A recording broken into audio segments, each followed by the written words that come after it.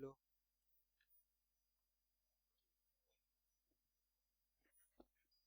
Hello.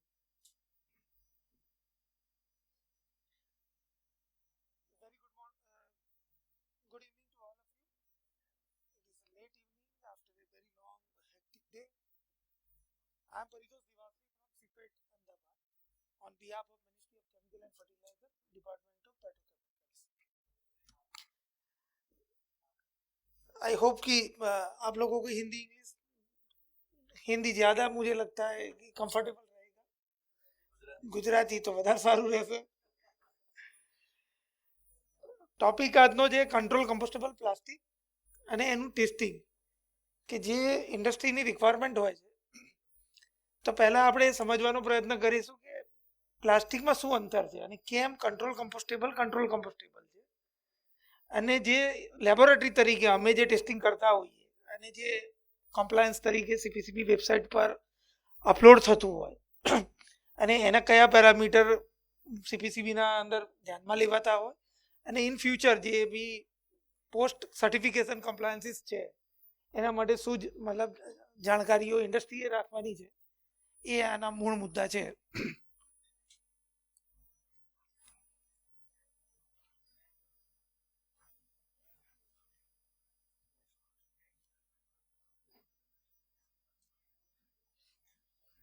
થોડી જાણકારી સીપેટ વિશે આપવા માંગીશ. તમારામાંથી ઘણા બધા સીપેટને જાણતા પણ હશે, છતાં પણ સીપેટ જે સંસ્થા છે અમારી 1968માં ચેન્નઈમાં સ્ટાર્ટ થઈ. સ્ટાર ટોપોલોજી પર કામ કરી રહ્યા છે. Skill, technology, academic and research આ ચાર મુખ્ય એરિયા છે જેના પર અમે લોકો કામ કરી રહ્યા છે. ડિફરન્ટ લોગો અમારા બદલાતા રહ્યા. 1968થી માંડીને અત્યારે 2023નો જે લોગો છે એ અત્યારે ઓનગોઈંગ છે. મિનિસ્ટ્રી કેમિકલ ફર્ટિલાઇઝરના અંડરમાં ઓટોનોમસ બોડી તરીકે અમે ફંક્શન કરી રહ્યા છીએ.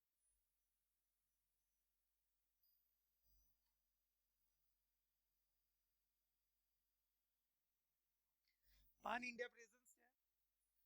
ડિફરન્ટ ટાઈપના પ્રોગ્રામ્સ અમે જે ઓફર કરીએ છીએ એ પ્રમાણે અમારા IPT, CSTS, plastic waste management centre, school of research in plastic, એ સિવાય સબ સેન્ટર્સના અમારી જોડે થ્રુઆઉટ કન્ટ્રીમાં છે. ગુજરાતની જ્યાં સુધી વાત કરીએ તો ગુજરાતમાં 3 લોકેશન પર હાલમાં અમે ફંક્શનલ છીએ: અમદાવાદ, નવસારી અને સાણંદમાં અપકમિંગ છીએ. જે મુખ્ય પ્રોગ્રામ અમે ઓફર કરતા હોઈએ છીએ ડિપ્લોમા એન્જિનિયરિંગમાં ડિગ્રી પ્રોગ્રામ્સ અને એમએસસી પોલિમર સાયન્સના પ્રોગ્રામ કરીએ છીએ. ડિપ્લોમાના જે અમારા પ્રોગ્રામ છે એમાં diploma in plastic mould technology, plastic technology itself અને એ સિવાય બીએસસી પછીનો એક પ્રોગ્રામ છે post graduate diploma in plastic processing and testing. ઇન્ટેકની વાત કરીએ તો ગુજરાતના ઘણા બહુ ઓછા વિદ્યાર્થીઓ હવે આવે છે. શરૂઆતના દિવસોમાં એવું હતું કે સીપેટમાં ગુજરાતના વિદ્યાર્થીઓનું ઇન્ટેક બહુ વધારે હતું. હાલની તારીખમાં જે ઇન્ટેક ચાલી રહ્યો છે સીપેટના ઓવરઓલ સીપેટની વાત કરું તો નોર્થ ઇન્ડિયામાં, તો we are getting our students from mainly from UP, Bihar, Chhattisgarh and MP. MSc Polymer Science is one of the very lucrative program. Unfortunately, Gujarat students are not opting. તમારા બી જાણકારીમાં કોઈ હોય તો તમે એમને કહેજો, કારણ કે દિલ્હી યુનિવર્સિટીના અરાઉન્ડ 80% સ્ટુડન્ટ્સ અમારા પ્રોગ્રામમાં હોય છે and they are getting very good job. પેકેજની વાત કરીએ, એક્લોડ્સની વાત કરીએ તો એઆઈસીટી અપ્રુવડ પ્રોગ્રામ છે. Gujarat technological university, Gujarat university સાથે એફિલિએટેડ, એનબીએ એક્રિડેટેડ પ્રોગ્રામ. પ્લેસમેન્ટ કહો તો 100% પ્લેસમેન્ટ ઇન ડિપ્લોમા પ્રોગ્રામ્સ, જેમાં 76% direct placement in the industry. અને ડિપ્લોમા પ્રોગ્રામનું જે પેકેજ છે અરાઉન્ડ 4 લાખથી 6 લાખની વચ્ચે ફ્લક્ચ્યુએટ થતું હોય છે. સિમિલરલી યુજીપીજી પ્રોગ્રામનું 84% પ્લેસમેન્ટ, જ્યાં એવરેજ પ્લેસમેન્ટ 4 લાખથી માંડીને 10 લાખ સુધીમાં અવેલેબલ છે, which is at par with any IT sector or computer science and something what people are targeting.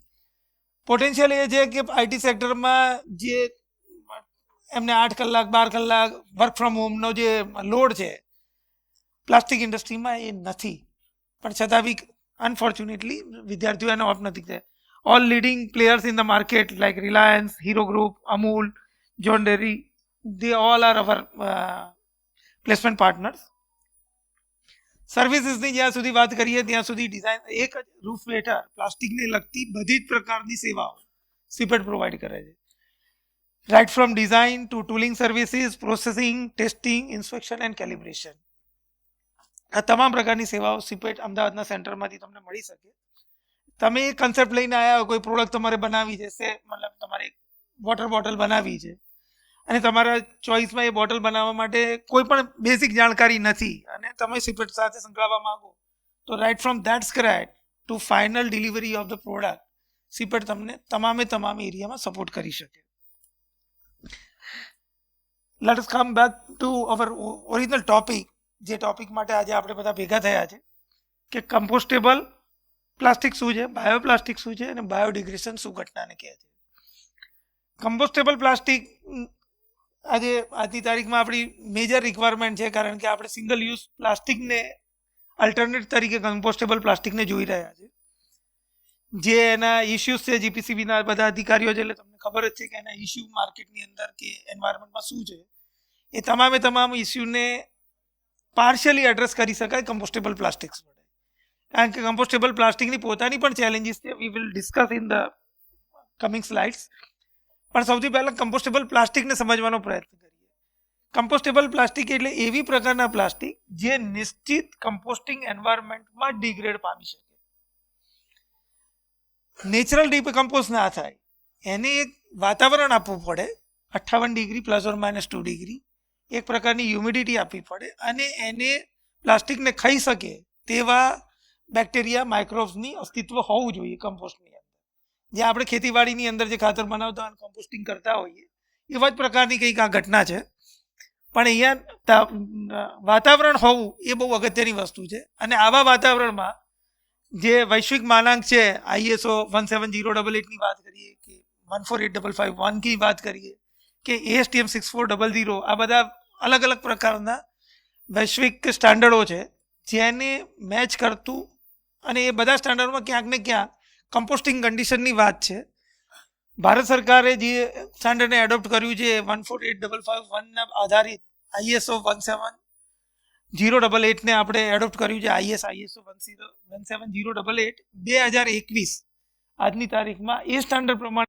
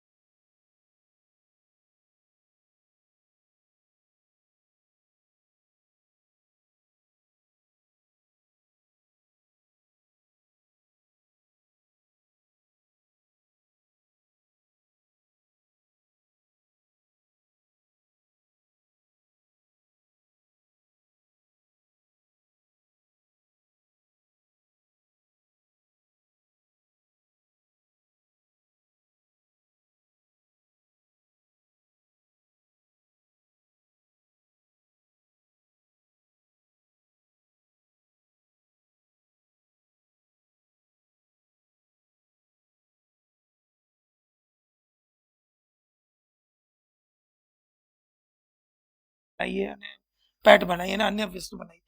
હવે આ જે બેઝિક બિલ્ડિંગ બ્લોકમાંથી બનેલું પ્લાસ્ટિક છે એ ડિગ્રેડ થાય એવું શક્યતા નથી. પણ તમે PLA PBAT ટાઈપના રૂટમાં લીધું હોય, લેક્ટિક એસિડ વાળું કે અન્ય ટાઈપનું, તો એ ડિગ્રેડ થઈ શકે. એટલે તમામ પ્રકારના પ્લાન્ટ ડિરાઇવ્ડ બાયોપ્લાસ્ટિક એ બાયોડિગ્રેડ નથી થતા, એ સમજવું બહુ અગત્યનું છે. હવે જે થર્ડ જે છે આપણી જોડે મતલબ જાણવા જેવું કે મેં તમને કીધું કે પેટ્રોલિયમ બેઝ પ્લાસ્ટિક્સમાં BASF બનાવેલું ઇકોફ્લેક્સ નામનું જે પ્લાસ્ટિક છે એ બાયોડિગ્રેડ થાય છે, કંટ્રોલ કમ્પોસ્ટેબલ થાય છે.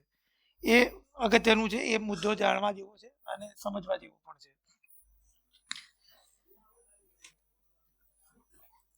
જે કોમન મિસકન્સેપ્શન છે, ફરીથી એક વખત હું કહેવા માંગીશ કે પ્લાન્ટ બેઝ કે બાયો બેઝ પ્લાસ્ટિક એ બાયોડિગ્રેડેબલ નથી તમામ કિસ્સામાં. પણ મોટાભાગના કિસ્સામાં એ ડિગ્રેડ થાય છે. માટે કોમન મિસકન્સેપ્શન એવું થયું છે કે જે બી પ્લાન્ટમાંથી બનાવેલા હોય, સ્ટાર્ચમાંથી બન્યું હોય કે પછી અન્ય રૂટથી બન્યા હોય, એ બધા ડિગ્રેડ થાય, પણ એવું છે નહીં.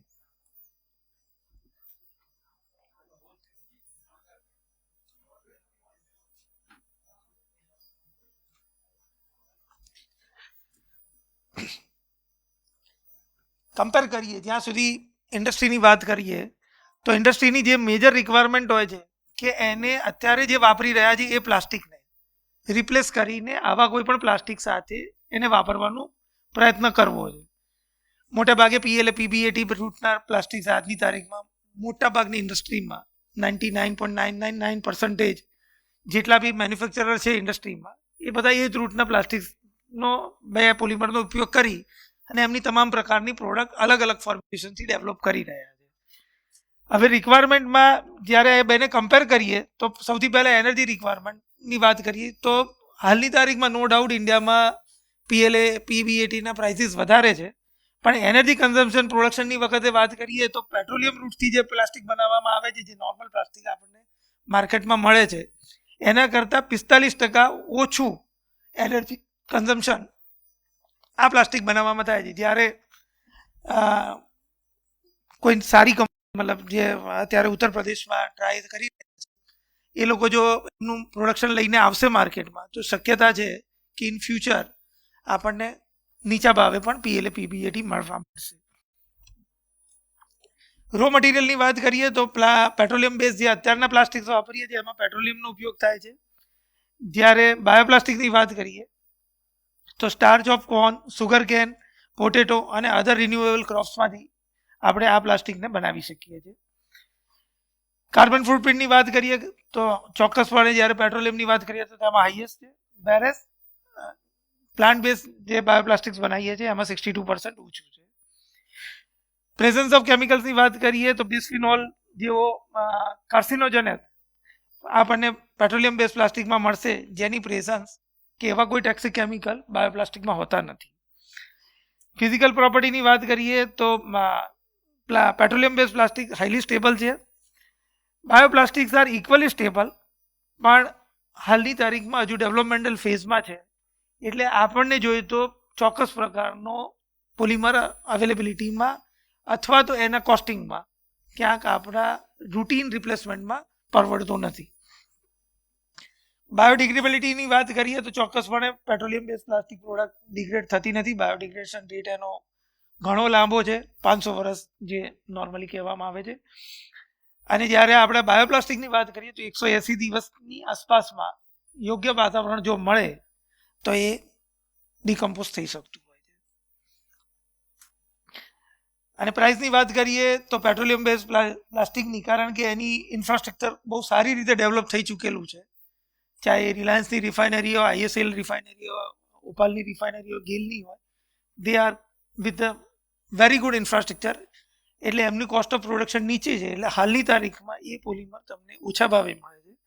As and when this infrastructure will increase in our country as well as across the globe, આપણને એ પ્લાસ્ટિક કદાચ સમાન ભાવે અથવા તો એનાથી થોડા નીચા ભાવે પણ મળવાની સંભાવના છે, કારણ કે એનર્જી જે કોસ્ટ છે એ થોડી ઓછી છે.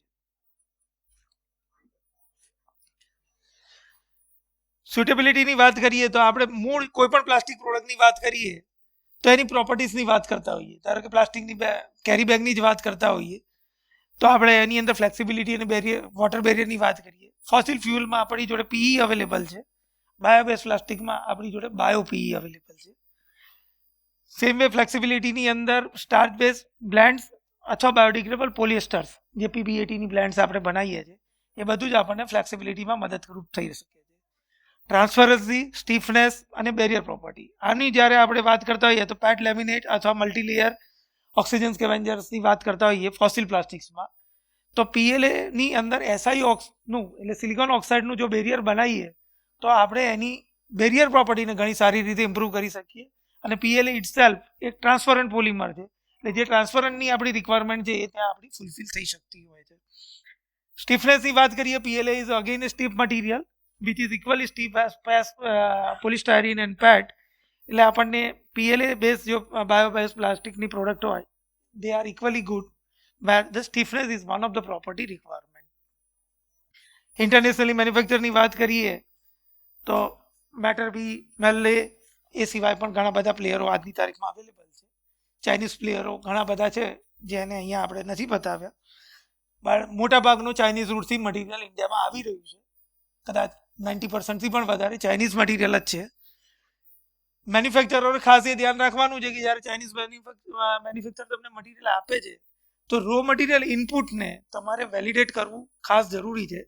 બ્લાઇન્ડ ફેથ રાખીને ચાઇનીઝ મટીરિયલને પ્રોડક્શનમાં વાપરીએ અને પછી ક્યારેક કોઈ કોમ્પ્લાયન્સમાં જ્યારે વિજિલન્સ ચેકિંગમાં કે ક્યારેક સરકારી સંસ્થાઓ તરફથી તમને પૂછવામાં આવે કે આ શું છે, તો તમારી જોડે એવું હોય કે મેં તો સારું મટીરિયલ વાપર્યું, પણ જ્યારે એના લેબોરેટરી ટેસ્ટિંગમાં જાઓ તો એ મટીરિયલમાં કંઈક ને કંઈક ભેળસેળ હોય અને એના કારણે કોઈ અનનેસેસરી ઇસ્યુઝમાં તમે ના ટ્રેપ થાવ, એનું ખાસ ધ્યાન રાખજો. અને ખાસ કરીને જ્યારે કોઈ પણ નવી બેચ આવે એક નાનકડો ટેસ્ટિંગના ચાર્જીસ તમે પે કરો, અથવા તો જે CPCB ની વેબસાઇટ પર જે ગાઈડલાઇન્સ આપી છે કે જે ડિઝોલ્વ થાય છે કે નહીં થતું એનું એક સારું નાનું એમને ટેસ્ટ મેથડ આપી છે. એ ટેસ્ટ મેથડને તમે ફોલો કરી અને you can always validate it કે તમારી પાસે જે આવેલો રો મટીરિયલ છે એ ખરેખર મીટ આઉટ કરે છે રિક્વાયરમેન્ટને કે જેના માટે તમને સર્ટિફિકેશન આપવામાં આવ્યું છે.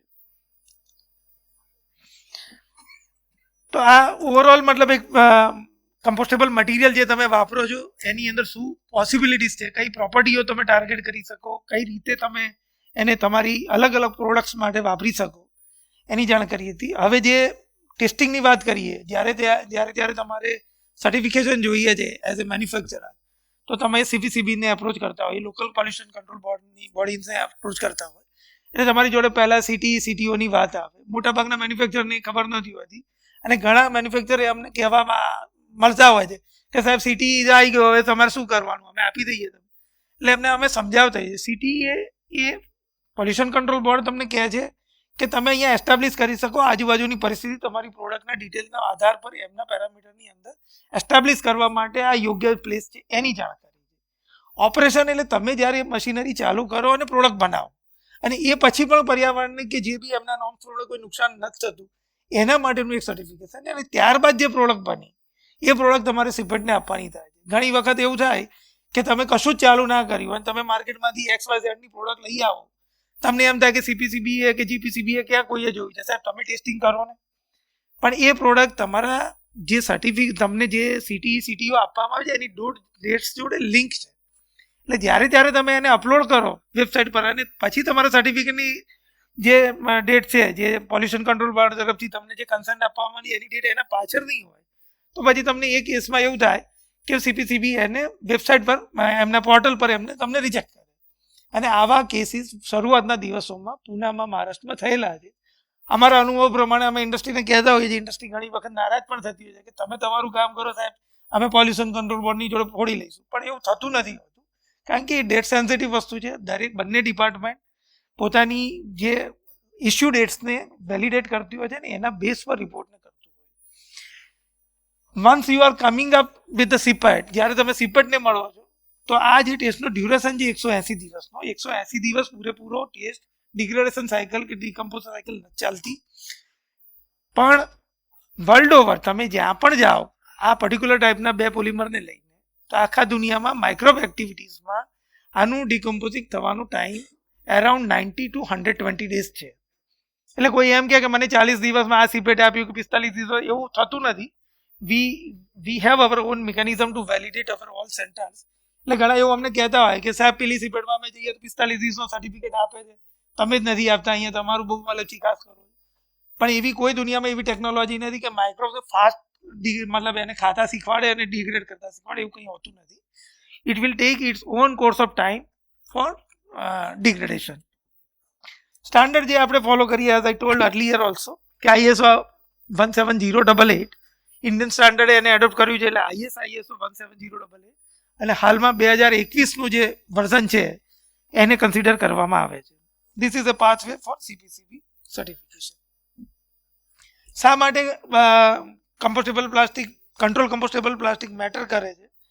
તો જે હાલની તારીખમાં આપણી જે સમસ્યાઓ છે, ક્રાઇસિસ છે, કે એનું જે લિટરિંગના લીધે કે જે પણ એન્વાયરમેન્ટને ઇમ્પેક્ટ આવે છે એના સામે આ એક સ્માર્ટ સોલ્યુશન છે comparative.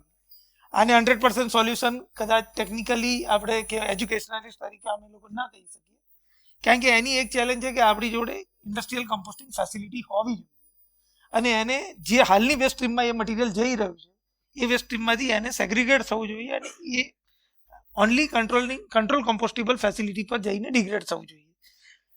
Over a period time ધીરે ધીરે ઇન્ફ્રાસ્ટ્રક્ચર ડેવલપ થશે, અધર ટાઈપના નોર્મ્સ પણ કદાચ પોલ્યુશન કંટ્રોલ બોર્ડથી કે મિનિસ્ટ્રી તરફથી ઇમ્પ્લિમેન્ટ થશે, અને શક્ય છે કે મોટાભાગના ફ્લેક્સિબલ પેકેજિંગ મટીરિયલ્સ જે બી આપણે વાપરીએ છીએ એ બધા જ કંટ્રોલ કમ્પોસ્ટેબલમાં જ હશે, તો પછી એવા અલગ સ્ટ્રીમમાંથી અલગ કરવાના જે ઇસ્યુ છે એ પણ ઓછા થઈ જશે, અને સરકારી કે પ્રાઇવેટ ફેસિલિટીઓ પણ કંટ્રોલ કમ્પોસ્ટેબલની આવશે. જેમ EPRની રિસ્પોન્સિબિલિટી છે એવી કોઈ રિસ્પોન્સિબિલિટી હેઠળ જે પણ મેન્યુફેક્ચર છે એવી કોઈ રિસ્પોન્સિબિલિટી આપવામાં આવે કે તમારે કોઈ ઇન્ડસ્ટ્રીયલ કમ્પોસ્ટિંગ ફેસિલિટી ડેવલપ કરવી પડે, કારણ કે તમારા આટલા ટનનું કન્ઝમ્પશન છે.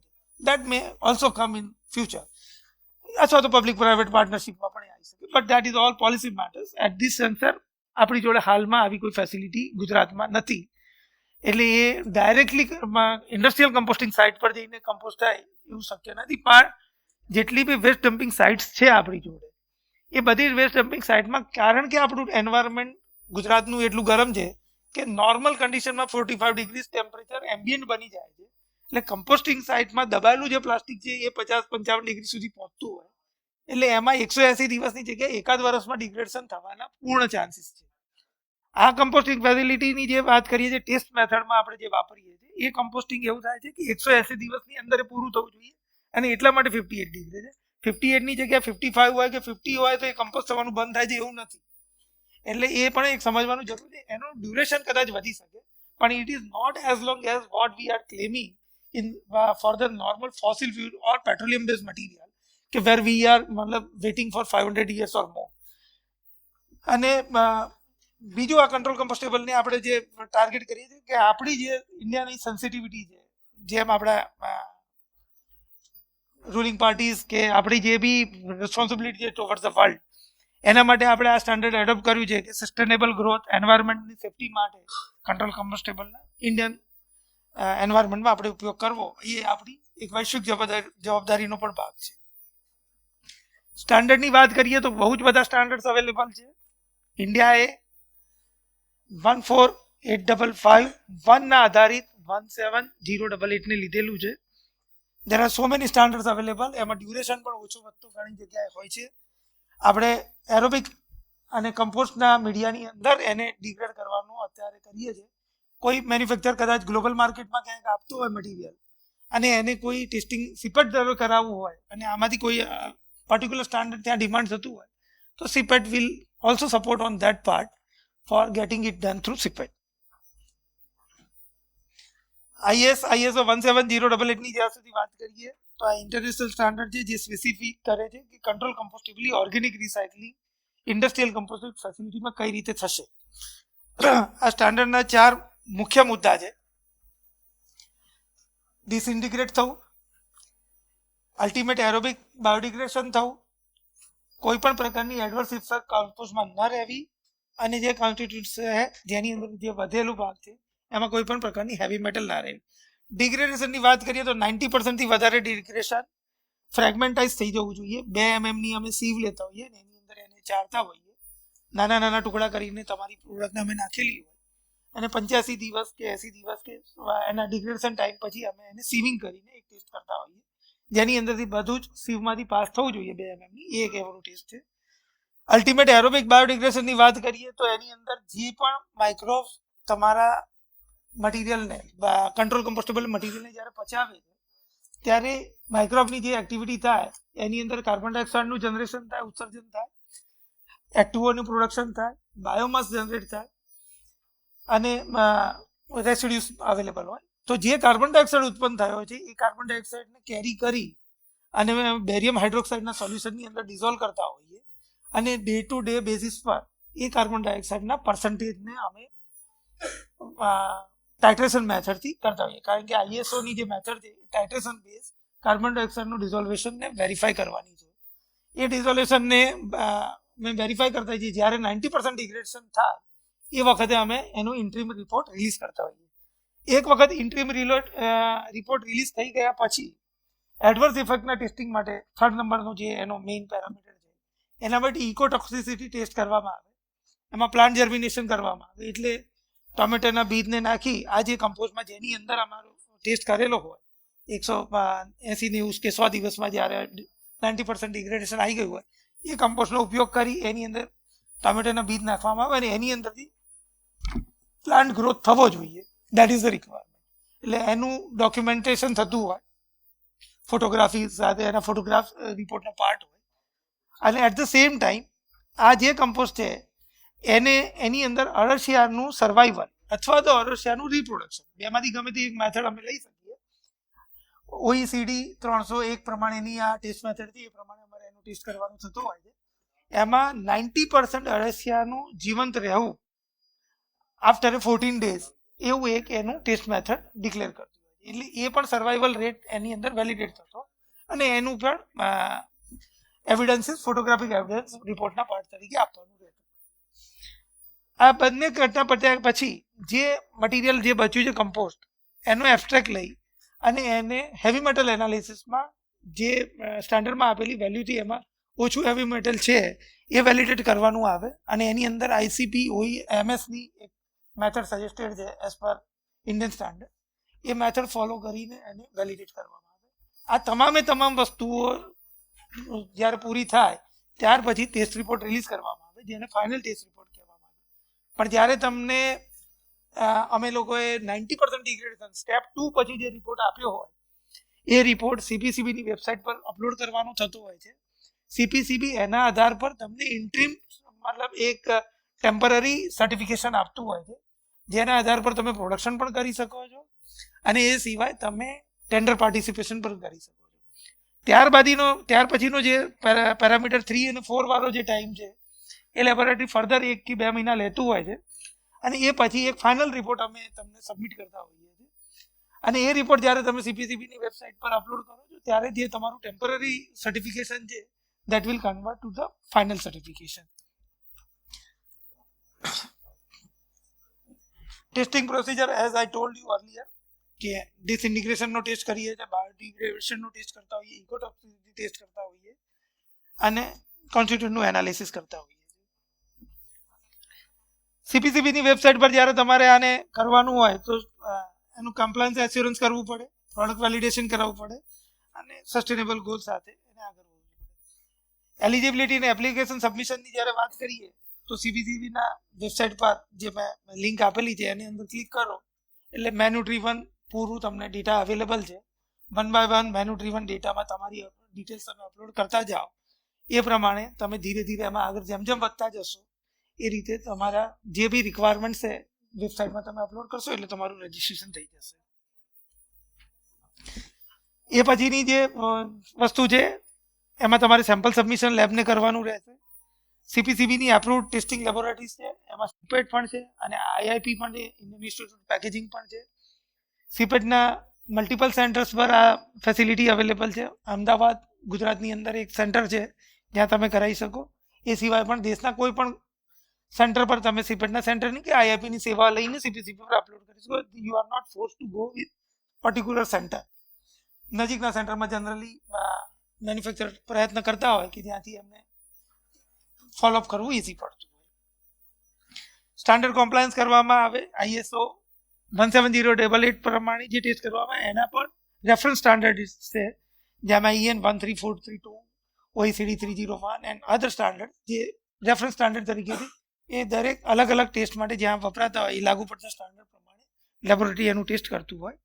અને ફર્ધર એક વખત જે કી પેરામીટર મેં 4 કીધા એ 4 કી પેરામીટર બાયોડિગ્રેડેબિલિટી, ડિસઇન્ટિગ્રેશન રેટ, ઇકોટોક્સિસિટી લેવલ અને હેવી મેટલ કોન્સન્ટ્રેશન લિમિટ્સની અંદર હોય એ જરૂરી છે.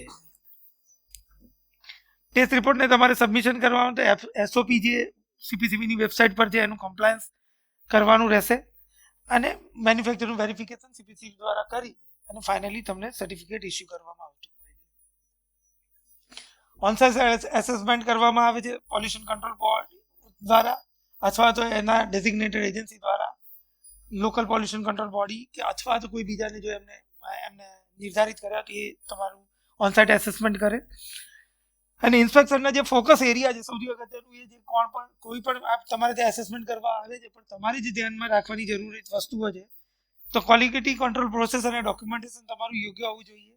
પ્રોડક્શનની કન્સિસ્ટન્સી એટલે તમે જે રૂટથી જ્યાંથી રો મટીરિયલ લેતા હો એનું બેચનું ટ્રેકિંગ, એના ટેસ્ટ રિપોર્ટનું, ઇનપુટ રો મટીરિયલનું ટેસ્ટ રિપોર્ટ્સ અને એ બધું તમારી જોડે પ્રોપર ડેટા ડોક્યુમેન્ટેશન તમારે શરૂઆતથી જ્યારે તમારું સર્ટિફિકેશન થયું હોય ત્યારથી કે એના પહેલાંથી પણ તમારે રાખવું પડે from day you are applying for that, જેથી તમને જ્યારે ત્યારે તમારું એસેસમેન્ટ થાય તો તમારી જોડે પ્રોપર ડોક્યુમેન્ટેશન, પ્રોપર જવાબદારીપૂર્વક તમે એના માહિતી એ લોકોને આપી શકો. એસઓપીનું કોમ્પ્લાયન્સ વેરિફિકેશન એ લોકો જનરલી કરતા હોય છે. સીપીસીબીની વેબસાઇટ પર બહુ ડિટેલમાં એક પીડીએફ ડોક્યુમેન્ટ છે જે હિન્દી ઇંગ્લિશ બંને ભાષામાં અવેલેબલ છે. એને બહુ ઇઝીલી અન્ડરસ્ટેન્ડેબલ લેંગ્વેજમાં એ લોકોએ બનાવેલું છે. ઇક્વિપમેન્ટનું કેલિબ્રેશન, જે તે ઇક્વિપમેન્ટ તમે વાપરતા હો તમારા ટેસ્ટ માટે, ખાસ કરીને તમે એની અંદર થિકનેસ અને ફિલર કન્ટેન્ટનું ડિક્લેરેશન કરતા હોય છે જ્યારે લેબોરેટરીમાં આપતા હોય, એટલે તમે જ્યારે ત્યારે એ પ્રોડક્ટ બનાવો તો એને તમારે વેલિડેટ કરવી નહીં રહે હંમેશા. જે થિકનેસ ડિક્લેર કરી હોય એની વધારે થિકનેસ તમે બનાવી ના શકો અને જે ફિલર તમે ડિક્લેર કર્યું હોય એનાથી વધારે ફિલર નાખી ના શકો. મેન્યુફેક્ચર તરીકે તમે જે તમારી ચિંતા વ્યક્ત કરી કે ઇન્ડસ્ટ્રીની અંદર અત્યારે હાલની પરિસ્થિતિમાં ઘણા એવા મેન્યુફેક્ચર છે કે જેને કોઈ પણ ડિક્લેરેશન કર્યું હશે અને કંઈક અલગ બનાવીને ઇન્ડસ્ટ્રીમાં આપે છે, પણ દે આર ડુઈંગ રોંગ. તો જ્યારે ત્યારે તમારું ફરીથી મતલબ પોસ્ટ સર્ટિફિકેશન એસેસમેન્ટ થાય ત્યારે એ લોકો એનામાં મુશ્કેલીમાં મુકાઈ શકે છે. સર્ટિફિકેશનનું જે ડિસિઝન છે એ સીપીસીબી લેતી હોય છે. સીપેટ ખાલી ટેસ્ટ રિપોર્ટ બનાવીને આપે. જેમ એક ડૉક્ટરને ત્યાં તમે જાઓ અને કોઈ પણ બ્લડ રિપોર્ટ કે કોઈ પણ યુરિન રિપોર્ટ કરાવો અને જે અમે પેરામીટર લેબોરેટરી લખીને આપે અને પછી આપણે ડૉક્ટરને મળતા હોય એના બેઝ પર ડૉક્ટર કે ડાયાબિટીસ છે કે નથી એના જેવી ઘટના છે. એટલે સીપેટનું test certificate is not your licence to manufacture. You should get it from CPCB only. સીપીસીબીનું સર્ટિફિકેટ તમને મેન્યુફેક્ચરિંગ માટે એલાઉ કરે છે, નોટ સીપેટ ટેસ્ટ રિપોર્ટ. અને એ રિપોર્ટને તમે ઘણા મેન્યુફેક્ચર એના બેગ પર છાપતા હોય છે કે સીપેટ tested. that doesn't make any sense. Okay, you can get it done from anybody, either IIP or CPET or any institute designated by the CPCB. As on date, there are two only.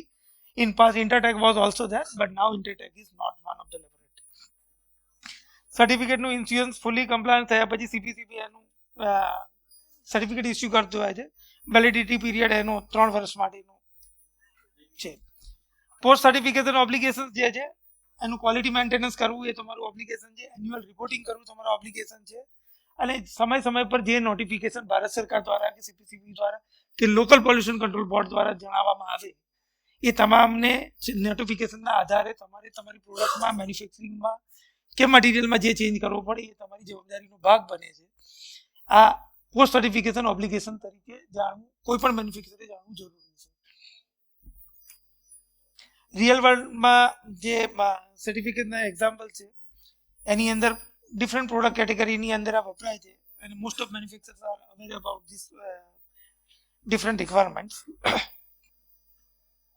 સીપીસીબીની જ્યાં સુધી વાત કરીએ, Indian importance આપણા ઇન્ડિયામાં આપણે આને follow કરીએ છીએ કારણ કે જ્યારે આપણે ગ્લોબલની ઇકોનોમીની સાથે મેચ થવાની વાત કરતા હોઈએ અને જે સસ્ટેનેબલ જે ગ્રોથના જે પેરામીટર્સ છે એને આપણે ના ફોલો કરીએ તો આપણા દેશની ઇકોનોમી પર અને બીજા બધા પેરામીટર્સ ઘણા એડવર્સ ઇફેક્ટ થતી હોય.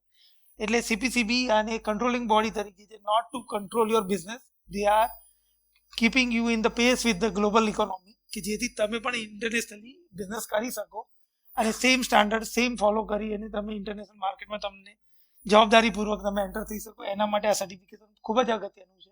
ઇન્ડસ્ટ્રીના અંદર ઘણી વખત એવું હોય કે સરકારી વિભાગો અલગ અલગ પ્રકારના કેમ એમની પર ફોર્સ કરે છે, પણ it is not for any other મતલબ purpose. It is for the purpose industry should match with the pace of international economy and international standard, international businesses. ચેલેન્જીસની વાત કરું, શરૂઆતમાં મેં કીધું એ પ્રમાણે કંટ્રોલ કન્ડિશન્સ રિક્વાયર્ડ છે. હાલની કન્ડિશનમાં ભારતમાં એનું ઇન્ફ્રાસ્ટ્રક્ચર નથી. હોમ કમ્પોસ્ટિંગ નથી થઈ શકતું. જો કોઈ એવો ગ્રેડ આપણે ડેવલપ કરીએ અને એનાથી હોમ કમ્પોસ્ટિંગ થતું હોય તો પણ સીપીસીબીના દાયરામાં નથી, એટલે તમે એને હોમ કમ્પોસ્ટિંગ તરીકે ન કરી શકો. ડેવલપમેન્ટનું એની જે સાયકલ છે, કોઈ પણ મેન્યુફેક્ચરે નવું આવવું હોય ઇન્ડસ્ટ્રીમાં તો એને બે વસ્તુનો પ્રોબ્લેમ છે. એક તો ફાઇનાન્શિયલ મતલબ એના ટેસ્ટના ચાર્જિસ છે એ 2 લાખથી 2.5 લાખથી માંડીને 3.5 લાખ 4 લાખ સુધી પહોંચતા હોય છે. એ એક સૌથી મોટું લિમિટેશન છે. અને એનો ટેસ્ટ પીરિયડ 6 થી 8 મહિનાનો છે. એ એક લિમિટેશન છે. So these are the different things. Global સ્ટાન્ડર્ડની સાથે આપણે મેચ કરીએ છીએ. ઇન્ડિયાને લીડર બનાવવું છે માટે આપણે આ બધું કરવું પડે. અને સસ્ટેનેબલ પ્લાસ્ટિક સોલ્યુશનમાં આપણે પ્રયત્ન કરવા માંગીએ છીએ. સિંગલ યુઝ પ્લાસ્ટિકને ફેસ આઉટ કરવાનું છે, જે ઓલરેડી 2016થી ઇન્ડસ્ટ્રીને ઓલવેઝ મતલબ કહેવામાં આવ્યું છે અને હવે એને ઇફેક્ટિવ ઇમ્પ્લિમેન્ટેશન સ્ટાર્ટ થયું છે. એટલે there is a lot of potential and lot of opportunity for industry those they are coming up with controlled compostable products. We are at SIP Ahmedabad, plot number 630 at Vatwa. Further કોઈ query હોય તો તમે અમને ત્યાં મળી શકો. જેને આ પર્ટિક્યુલર પ્રોડક્ટના સર્ટિફિકેશન માટે કે ટેસ્ટિંગ માટે કોઈ જરૂરત હોય તો you can meet us at SIP at Ahmedabad. We are always welcoming you. We work 5 days a week. એટલે જ્યારે તમારે આવવાનું થાય તો તમે સેટરડે સન્ડેને એવોઇડ કરો. But you can always we are always available. Website પર અમારા બધાના નંબર્સ અવેલેબલ છે. We are easily approachable, accessible. Anytime we are ready to support the industry. Thank you very much. Any question? Yeah, please. Heavy metal. Heavy metal. Dr. Kinsu, उसका कहना है कि heavy metal analysis आपने किया तो raw material में generally हम additives जब डालते हैं, खास करके पीवीसी वगैरह में, तो उसमें लीड का जरूरत आता है. तो it is one of the तो we validate that for this controlled compostable plastic also. So he want to understand कि how we do it using ICP-MS. Why need it? Number वो आप दे रहे, मतलब उसका एडवर्स इफेक्ट क्या है? हाँ, मतलब उसका रिक्वायरमेंट इसलिए है कि यदि कोई रॉ मटेरियल मैन्युफैक्चर है, उसकी मैन्युफैक्चरिंग प्रोसेस में जो मैन्युफैक्चरिंग करने के लिए उसको कुछ ना कुछ एडिटिव्स का यूज करना है. एक एडिटिव होता है प्रोसेसिंग एडिटिव, एक होते हैं एडिटिव्स मैन्युफैक्चरिंग एडिटिव्स में अगर हैवी मेटल एनालिसिस की जरूरत पड़ी है उसको रिएक्शंस कराने में, तो वो जो हैवी मेटल है वो अगर मटेरियल का पार्ट बनता है और वो रेसिडुअल अवेलेबल है तो वो कंप्लायंस नहीं करता कंट्रोल कंपोस्टेबल के तौर पे. मैन्युफैक्चर के साथ में आपका मतलब डायरेक्ट मतलब जो भी मतलब प्रोडक्ट बनाता है उसको तो पता नहीं है कि मैन्युफैक्चर ने क्या प्रोसेस एडॉप्ट किया है to manufacture raw material. Catalyst के तौर पे प्रोसेस को एनहांस करने के लिए, बनाने के लिए कैटालिस्ट यूज है, तो वो हैवी मेटल वहां पर यूज होता है.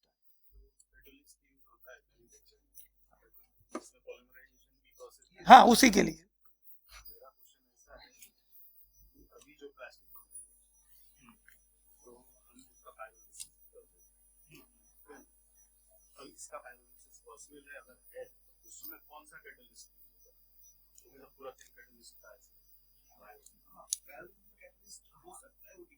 नॉन कैटालिस्ट पायरोलिसिस भी पॉसिबल है.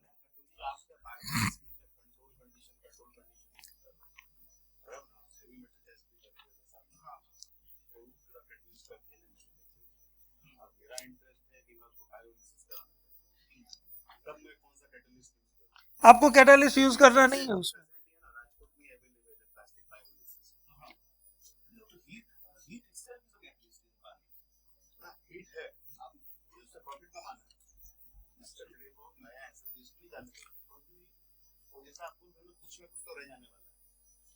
वो तो रहेगा, आपको अलग से देने की जरूरत नहीं. जो रह जाएगा उसको तो जलाएंगे, बायोमेस करेंगे. नहीं होगा क्योंकि उसकी कैलोरीफिक वैल्यू आपको फॉसिल फ्यूल बेस्ड प्लास्टिक जितनी नहीं है. कोई भी पायरोलिसिस तभी पाएबल है जैसे बहुत यूएन क्राई हुआ, मतलब बहुत मतलब ब्लो अप हुआ कि प्लास्टिक कचरे से ऑयल बना देंगे, डीजल बना देंगे वगैरह वगैरह, पर वो सक्सेस नहीं हुआ. वर्ल्ड ओवर उसके ऊपर अभी काम कम हो गया. रीजन इज कि जो एक्चुअल आपको कैलोरीफिक वैल्यू के मटेरियल मिल रहे हैं पेट्रोलियम की रिफाइनिंग से, वो वहाँ मैच नहीं कर पाता है। वो जो बनाता है, जो हम लोग जो बना रहे हैं, वो क्या बना रहे हैं हमारे पायरोलिसिस में, ये फर्नेस ऑयल बनाते हैं ना, फर्नेस ऑयल टाइप का बनता है, जिसका डायरेक्ट यूज आप किसी भी एप्लीकेशन में नहीं कर सकते, क्योंकि आप जनरेटर लगा दिया, वहां पे ऑयल बना या डीजल बना, उसको डीजल जनरेटर में नहीं डाल सकते, तो उसका कोई फायदा नहीं। हाँ, उसकी मार्केट वैल्यू, क्योंकि आपने जो एनर्जी लगाई उसको डिग्रेड करके, क्योंकि pyrolysis is a degradation of polymer, degrade करके उसको आपने बिखेरा और उसको ऑयल के अंदर बना दिया, विदाउट ऑक्सीजन एनवायरनमेंट में आपने उसको ऑयल बनाया, पर वो ऑयल की वैल्यू नहीं है सामने। उसके ऊपर काम हो रहा है, रिलायंस की लेबोरेटरी बड़ौदा वाली जो है, उसका पीएआरसी काम कर रहा है कि पाए ऑयल से फिर से पॉलीमर बनाने का ट्राई कर रहा है, तो वो फिर अगर पॉलीमर बनता है तो वो अच्छी वैल्यू में जाएगा, क्योंकि ऑयल के सामने वो ज्यादा वैल्यू नहीं दे रहा। Yes sir.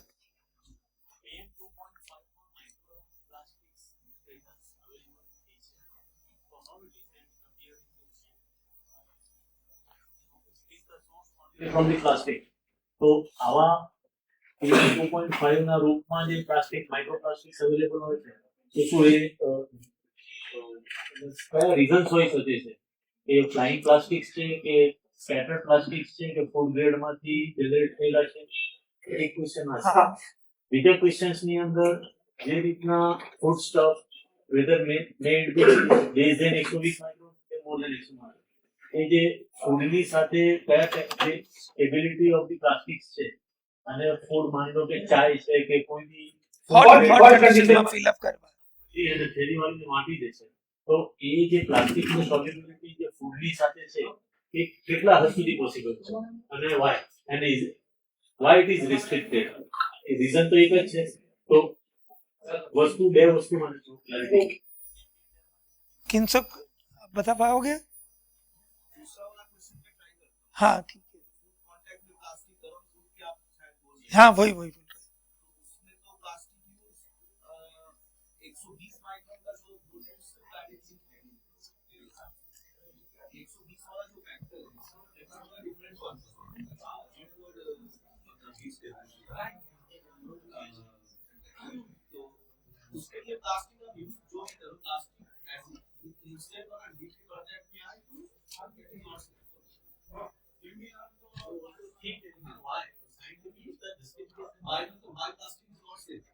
हाँ, why it is not safe to pour hot material into plastic container when it is used to consume as a food?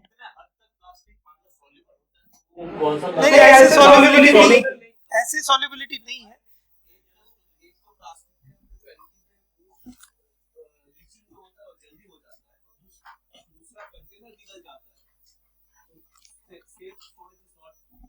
नहीं, ये मतलब उसमें थोड़ा सा ऐड ऑन कर सर, जो हमारे मतलब लेमैन के दिमाग में जो कंसेप्ट है कि प्लास्टिक के अंदर हमने गर्म में डाल दिया और इमीडिएटली उससे से कुछ निकला, वो प्लास्टिक में मिल गया, जो आपको दिखा नहीं, बॉडी में चला गया, ऐसा नहीं होता, ऐसा नहीं होता। ये हमारी धारणा है कि हम इतना एनर्जी दे देते हैं गर्म मटेरियल, बेसिकली सर ओवरऑल मतलब जो खेला है वो मॉलिक्यूलर बॉन्ड का है। ऐसा मॉलिक्यूलर बॉन्ड इतना वीक नहीं है कि उसके अंदर से एक एटम निकल गया और आपके पानी में घुस गया, ना, नहीं होता ऐसा। ऐसे कोई एविडेंस आज तक मेडिकल साइंस नहीं बता पाया कि उसकी वजह से, प्लास्टिक की वजह से ये डिसीज हुआ। सबसे बड़ी बात ये, पर क्योंकि it's a lobby driven thing, तो किसी न किसी लॉबी को उसको बताना है कि मेटल के कंटेनर में कोई प्रॉब्लम नहीं है और प्लास्टिक में पूरे प्रॉब्लम है। तो ये मैं 100% उसके साथ में भी नहीं हूँ, 100% अगेंस्ट भी नहीं, एज ए मतलब सिपर।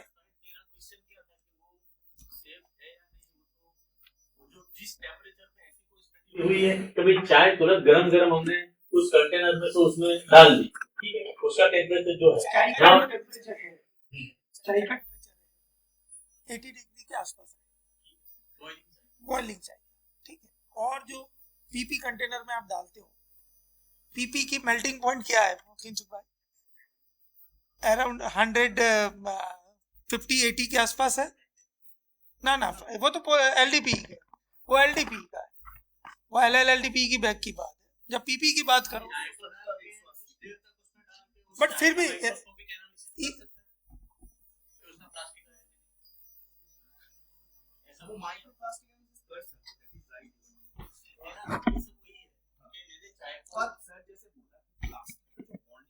सीसी बॉन्ड, हाँ वो तो पॉलीमर बॉन्डिंग है, दैट इज 5 बॉन्ड्स। और जब तक वो ब्रेक नहीं करता है, डिग्रेडेशन नहीं होता है, तब तब तक तक लीक लीक नहीं, और TG जब तक नहीं रीच करता है ग्लास में, तब तक वो मतलब फ्लो करने को भी जगह पे। मेरा क्या कि अगर एडिटिव्स है उसके अंदर, वो बाहर आ सकते, that is not related with bond break, that is just slipping through the, मतलब वो वो लूजली loosely बॉन्डेड है। bonded। कोई भी मतलब जैसे आपने कलर डाला, कुछ भी डाला, तो वो हाँ, तो रिस्क ज्यादा है। नेचुरल होगा, वाइट भी नहीं, वाइट भी एक कलर है, थिकनेस से ज्यादा उसका थिकनेस से कोई नहीं। दूसरा आपने बोला कि हवा वाला, हवा वाला हमारे लिए भी एक नया चीज है, पर ऐसा सरफेस से जो जैसे मतलब it is not from the plastic.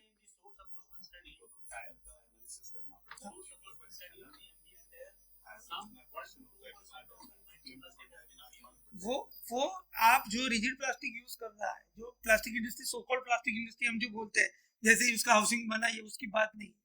Microplastic ये वॉल के ऊपर लगा एक्रेलिक पेंट में भी है, माइक्रोप्लास्टिक आपका टेबल के ऊपर लगा मेलामाइन भी है, पॉलिएस्टर बेस्ड पाउडर कोटिंग किया वो भी है।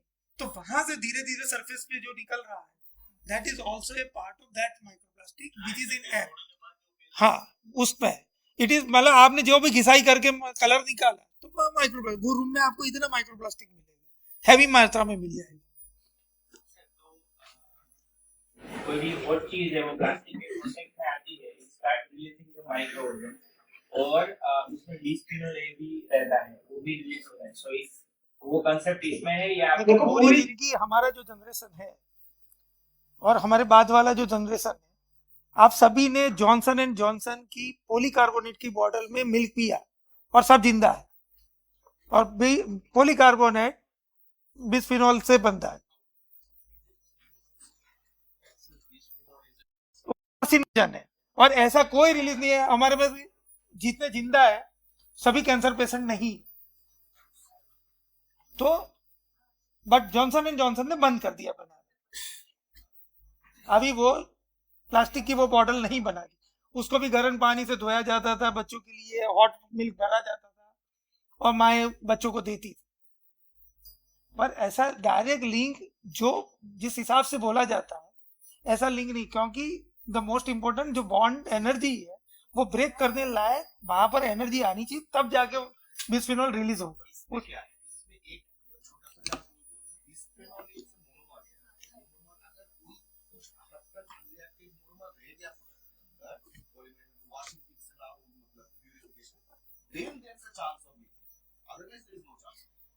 और उसी लिए इंडियन स्टैंडर्ड 4985 पेयजल के लिए जो पीवीसी पाइप यूज करते हैं, उसके लिए एक टेस्ट देता है VCM कंटेंट के लिए। तो वहां पर अनक्योर्ड मतलब अनरिएक्टेड विनाइल क्लोराइड मोनोमर जो है, उसका 2 ppm से नीचे मात्रा में अवेलेबिलिटी है, तब तक सेफ है, ऐसा माना। और वो टेस्ट होता है, जब भी कोई लाइसेंस से BIS लाइसेंस लेने जाएगा तो ये टेस्ट कराना उसकी जिम्मेवारी का पार्ट है, और समय समय पे वो टेस्ट कराना होता है, बैक टू बैच है। हिंदुस्तान में 2 ppm है, पहले 5 था, अभी 2 कर दिया, वर्ल्ड ओवर 1 ppm, और हम दुनिया में सबसे ज्यादा।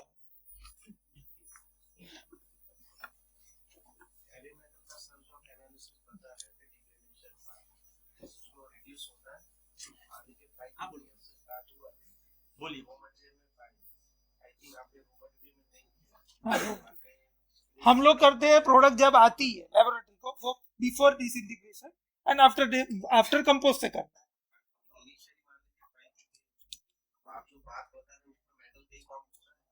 ना ऐसा कोई एनालिसिस नहीं है, neither it's a part of our test methods कि उसको हमें देखना है। प्रोडक्ट का भी होगा, प्रोडक्ट एंड कंपोस्ट दोनों का।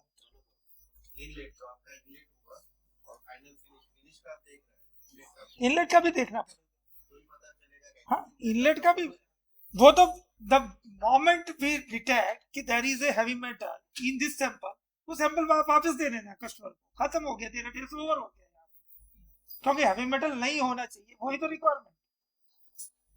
तो द डे वन मतलब उसका जब डिटेक्ट हो गया, जैसे हम पहला टेस्ट करते हैं आइडेंटिफिकेशन, आइडेंटिफिकेशन में उसके अंदर पॉलीइथिलीन मिल गया तो हम बोलेंगे पॉलीइथिलीन में हो गया टेस्ट, गए तुम्हारे पैसे। तो कोई मैन्युफैक्चरर ऐसा लेके आएगा ही नहीं, क्योंकि अभी तो सर सर्टिफिकेशन में मतलब उनको मार्केट में एंट्री करना, अभी तो उनका पोस्ट सर्टिफिकेशन तो कोई सैंपल है ही नहीं, कोई भी level neither with us nor with IIP. अभी तो ये लोग सिर्फ बनाने के लिए जो बेसिक रिक्वायरमेंट को फुलफिल कर रहे हैं, कि इसलिए they are coming with the best material available in the market. Post certification में जब आपकी जो भी रेगुलेटरी बॉडीज उनको बोलेगी कि नहीं आपका सैंपल हम ड्रॉ करते हैं, मार्केट सैंपल ड्रॉ करते हैं या फैक्ट्री सैंपल ड्रॉ करते हैं, उसको सील करके किसी थर्ड पार्टी लेबोरेटरी की या विद इन मतलब डिपार्टमेंट की लेबोरेटरी में वेरीफाई होगा, तब जाके कुछ नया चीजें आए। अभी तो उसका कोई अभी तक नहीं है, अभी तो everybody is coming for only getting enter into this, that is the case. और कोई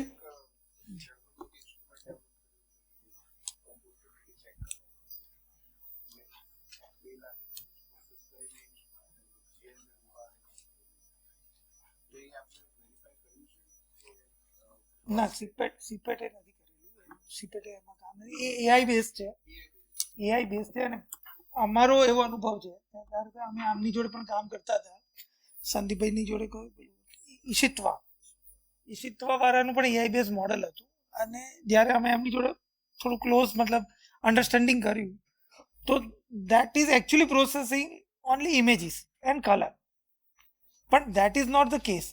હું સિમિલર કલરની કોઈ પણ પ્રોડક્ટ બનાવી દઉં તો હું ધોખો આપી શકું એઆઈને, એટલે ત્યાં સૌથી મોટી ચેલેન્જ એ છે જ્યારે મલ્ટી કલર પ્રોડક્ટ આવી જાય તો એઆઈ પ્રોમિનન્ટ કલરને જ પકડશે, એટલે એમાં ડાઉટફુલ છે થોડું।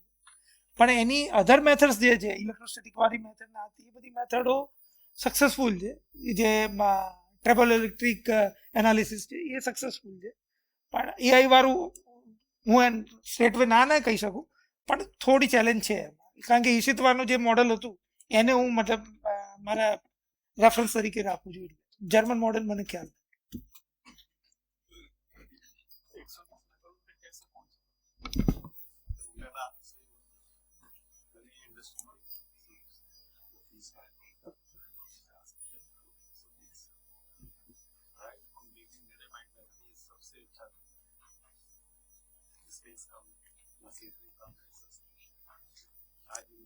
जी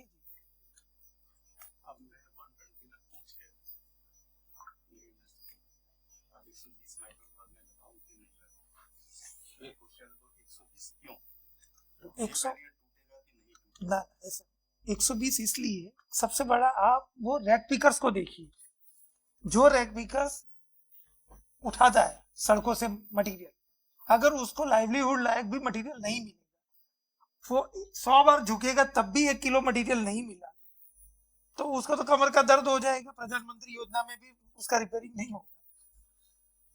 तो 120 माइक्रोन इसलिए है कि आपको उसको भी मिले और आपका जो रिक्वायरमेंट है, जो फ्लफी मटेरियल जो उड़ रहा है चारों तरफ वो उड़ेगा नहीं, क्योंकि उसकी एक थिकनेस होगी, उसका एक वेट बन जाएगा। तो जब वो वेट है तो वो वहां बना रहेगा, उसको पिक करने में उसको भी इंटरेस्ट आएगा, एंड ओवरऑल ये इकोनॉमिक्स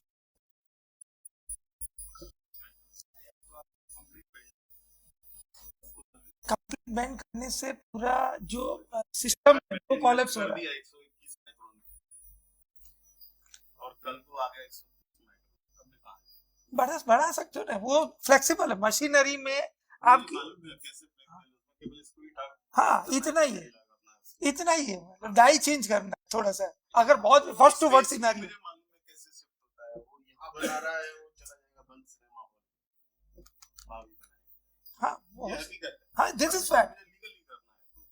इन्वेस्ट करूं कि नहीं करूं, अगर आपके पास में कस्टमर है सही वाला और जिसका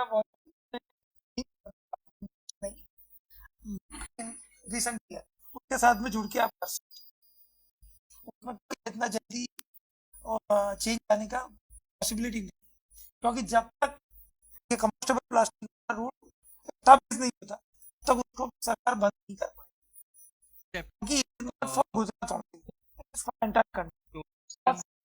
सारी गुजरात में इंडस्ट्री ज्यादा ग्रो कर ली है, नॉलेजेबल है, but other part of country में ज्यादा चैलेंजेस है, उनको पता ही नहीं, बेसिक बैग बनाना भी उनके लिए चैलेंज। तो वो एक जैसे नॉर्थ ईस्ट की बात करें, पर उनको पन्नी चाहिए क्योंकि मानसून वाला रेनी सीजन ज्यादा चलती है, तो बिना पन्नी उनकी जिंदगी खराब है, तो वहां चाहने पर भी सरकार उसको बंद नहीं कर सकती, इसलिए 120 माइक्रोन वहां चलेगा।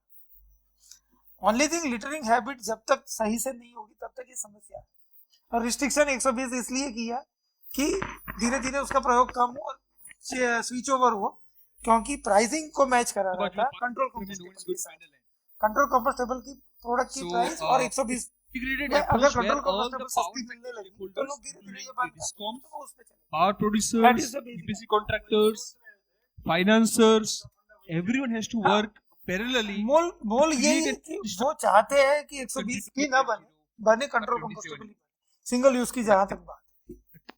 बाकी पैकेजिंग में थिकनेस वाली बैग्स आज भी बिक रही है, और वो रिक्वायरमेंट भी है और वो ले भी रहे हैं, क्योंकि उसका अल्टरनेट नहीं है, क्योंकि बैरियर प्रॉपर्टी नहीं है बाकी चीजों, और वो कभी भी इतनी पतली नहीं बनती थी, 10 माइक्रोन 15 माइक्रोन वो कभी भी नहीं बनी, क्योंकि उनको जो सपोर्ट देना चाहिए था मटेरियल को, उसकी प्रोडक्ट को बचाने के लिए, उसके सामने वो वैल्यू बहुत कम थी पैकेजिंग मटेरियल, इसलिए दे आर पेइंग फॉर। 2012 में हम गए थे स्टॉक में, जी सर, तो वहाँ जब बैग लेते थे या तो कोई भी बोतल लेते थे तो उसके ऊपर वहाँ की जो करेंसी है वो छपी हुई रहती। जी सर, जैसे 2 पैसा 3 पैसा 4 पैसा ऐसे कोरोना में छपी हुई थी हाँ, करेंसी यहाँ तो 5 पन्नी हम रखते थे तो उसके सामने पानी की बोतल मिल जाती, ऐसा यहाँ नहीं कर सकते। कर तो सकते हैं, पर हमारा वो डेवलप कंट्री है हमारा। नीचे गिरने के बाद पिक करने की जरूरत ही नहीं पड़ेगी। देखो सर, आप कभी भी रेल से ट्रैवल करोगे, जैसे बॉम्बे से कोई भी प्रीमियम ट्रेन आएगी, शताब्दी ये वो, उसके अंदर पड़ी पानी की बोतल आपको नहीं मिलेगी, 15 मिनट के अंदर सब गायब हो जाती है। क्यों गायब हो जाती है? क्योंकि उसकी वैल्यू है रैक पिकर्स के लिए, वो पन्नियों की नहीं है, इसलिए नहीं उठा रहा है। वो आज से नहीं है, आप 10 साल पहले भी देखो, माइक्रोन की बैग थी उसका भी पैसा मिलता, डेवलप कंट्री है ना, उसके पहले ही हो जाएगा, उसके पहले ही हो। Okay, thank you very much all of you.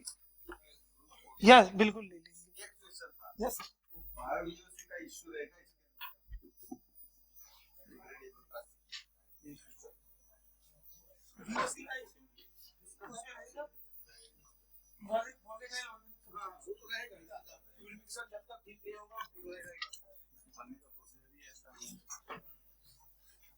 Doctor हमारे